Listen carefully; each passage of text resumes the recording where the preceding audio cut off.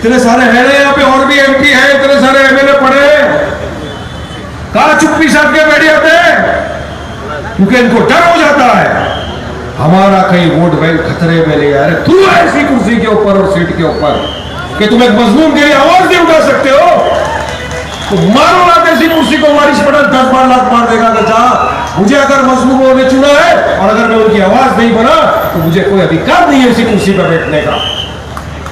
आवाज नहीं सबने, मगर हुआ क्या? कौन गया तबरेज अंसारी के घर तक? कोई नहीं, मगर भाई वहां पहुंचे तो मजलिस से इत्तेहादुल मुस्लिमीन के आपके और हमारे भाई पहुंचे उसके घर पे।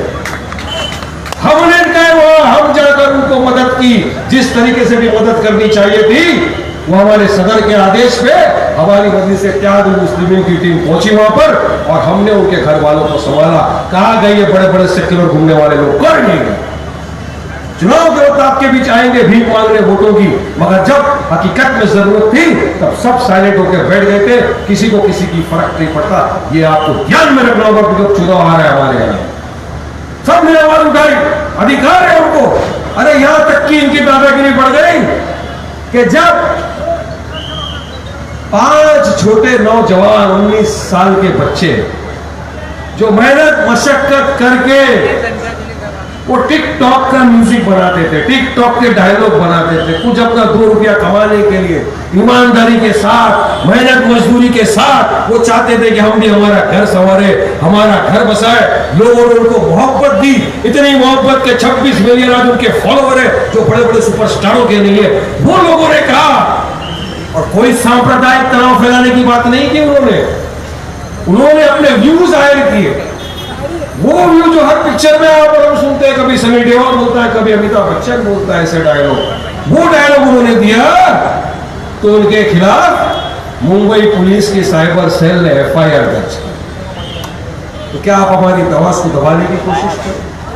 हमारी आवाज को दबाने की ये एक साजिश थी, सोची समझी साजिश के तहत उन मासूम बच्चों पे जिनका सियासत से कोई लेना देना नहीं, जो मेहनत करके अपने टैलेंट के बलबूते पे 26 मिलियन फॉलोवर तक बना दिए, हर वक्त अपनी बात रखते थे, लोग खुश होते, उनकी बातों को सुनते थे, देखते थे। आज आपको उनकी भी आवाज दबा, तो क्या समझते हो, क्या हम डर जाएंगे? समझ लो मोदी जी, डरने घबरने वाला नहीं है। एफआईआर किया ना, लड़ा कौन? वारिस पठान मजलिस से इत्तेहादुल मुस्लिमीन। क्योंकि हम नहीं चाहते कि आवाज दबाई जाए किसी की।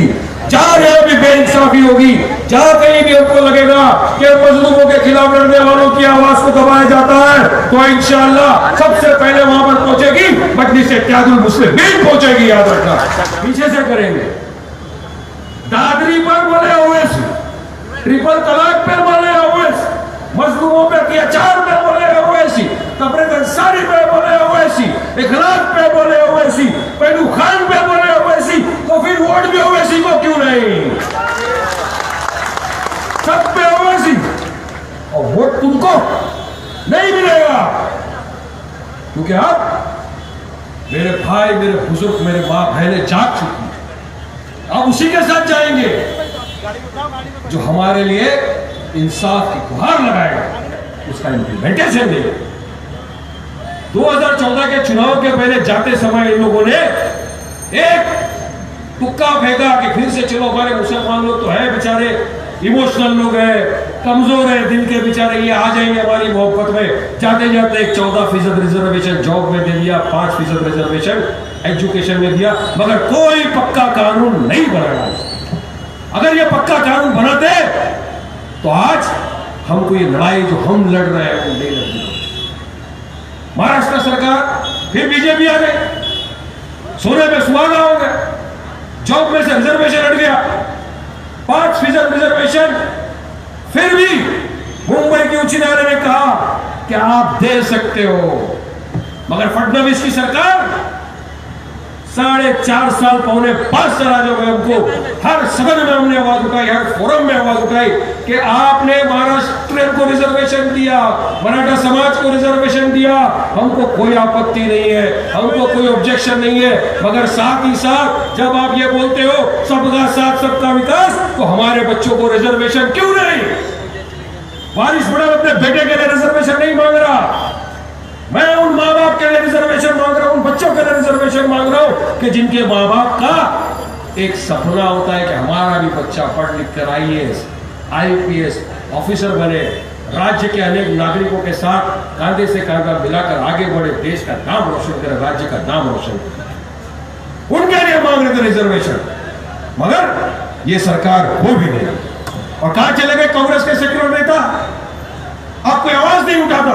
पिछले सदन में जब रिजर्वेशन का मसला चला, वाहिद पूरे सदन का वीडियो उठा के देख लेना, मराठाओं के रिजर्वेशन की बात चली थी, मुंबई हाईकोर्ट ने उनको ऑर्डर दिया था, चिल्ला पुकार मिठाई बट रही थी, वाहिद अगर किसी ने ऑब्जेक्शन उठाया, आवाज उठाई, तो वो आपका अपना भाई था, मजलिस से इत्तेहादुल मुस्लिमीन का MLA वारिस पठान, याद रखें। ये सारे कांग्रेस के वरिष्ठ नेता बैठे थे, चांदीवाली के भी नेता थे, उनको छोड़ूंगा नहीं। ये सारे फसाद की जड़ यही है, फसाद यहां से शुरू हुआ है। माइनॉरिटी मिनिस्टर थे, क्या किया हमारे लिए, सिवा वक्फ के घोटालों के सिवा क्या किया, चलो बताओ मेरे को। सवाल कर रहा है पूरा चांदीवाली का और पूरा मुंबई का एक एक मुसलमान मेरा भाई, क्या किया आपने? इसीलिए आपने देखा क्या हो गया चुनाव में, पूरी तरह कांग्रेस राष्ट्रवादी का शुक्ला साफ, 48 में कांग्रेस 1 और मजलिस से इत्तेहादुल मुस्लिमीन 1 लड़ा 1 पे। 100% रिजल्ट पूरे हिंदुस्तान में किसने नहीं दिया, 1 लड़े 1 जीते, क्योंकि हमारे साथ ताकत किया, क्योंकि मजलिस से इत्तेहादुल मुस्लिमीन और डॉक्टर बाबा साहेब आंबेडकर की पार्टी वंचित बहुजन अघाड़ी ये एक हो गई, तो आज हम मिलकर औरंगाबाद से एक मेंबर ऑफ पार्लियामेंट बना के भेज चुके हैं। हमारी ताकत, ये ताकत कांग्रेस में तो नहीं है ना, जीत सके क्या? बड़े बड़े धुंधर खड़े थे, क्या हो गया इनका? पब्लिक ने उठा के फेंक दिया, रिजेक्ट कर दिया। अगर बीजेपी और शिवसेना को कोई हरा सकता है, तो मेरे भाइयों बुजुर्गों दोस्तों समझ लो, वो ताकत सिर्फ और सिर्फ फिलहाल मजलिस से इत्तेहादुल मुस्लिमीन और वंचित बहुजन अघाड़ी में ये ताकत है। याद रखिए, ये जो कॉम्बिनेशन है, ये देखकर तो इनकी नींद उड़ गई। क्या महाराष्ट्र में एक चुनाव में 41 लाख वोट ले लिए, 41 लाख वोट, छोटी बात नहीं है, बहुत बड़ी बात। अगर आगे ये पार्टी चले गई तो क्या हो, रोको, मगर नहीं रोक सकते। अब कुछ भी हो जाए, आप हमको रोक नहीं सकते, क्योंकि अब पूरे देश का मजलूम मुसलमान और दलित भाई जाग चुका है। उसको न्याय चाहिए, उसको इंसाफ चाहिए, उसको भी इस देश में हक चाहिए, और हम हक से रहना चाहते हैं। हम इस देश के किराएदार नहीं है, जैसा हमारे पार्टी के सदर ने कहा, हम इस देश के किराएदार नहीं, हम इस देश के हिस्सेदार हैं। मोदी जी याद रखो, जितना अधिकार इस देश पर नरेंद्र मोदी का है, उतना ही अधिकार हर एक इंसान का जो यहाँ पर बैठा है उसका है, और उतना अधिकार वारिस पठान का है। ये अधिकार हमसे कोई छीन नहीं सकता। छीनने की आप कोशिश करो, लड़ेंगे, FIR करो, लड़ेंगे, अरे जेल भेज दो। मैंने यही बोला कमिश्नर को, अरे साहब उन लोग ने कुछ बोला नहीं, आप उनके खिलाफ FIR कर दिए, 5 जवान बच्चों की जिंदगी बर्बाद कर दिए, अकाउंट डीएक्टिवेट कर दिया, आप सबको डरा रहे हो। मैं तो रोज टीम में मोदी को गाली बोलता हूँ, डेली बोलता हूँ, और अब तो दिल खोल के बोलता हूँ, बिंदास जाओ, क्या करता है कर जाओ, घर दो, घर ले चलो, अब बिंदास बोलते, क्या करेंगे, डालो मेरे को जेल में, नहीं डराएंगे। अरे डरने का नहीं, डरने और घबराने का नाम मजलिस से इत्तेहादुल मुस्लिमीन नहीं है, याद रखना भाई। जो जमात से जुड़ा है वो हर एक आदमी अपने आप में खुद एक शेर है, याद रखना।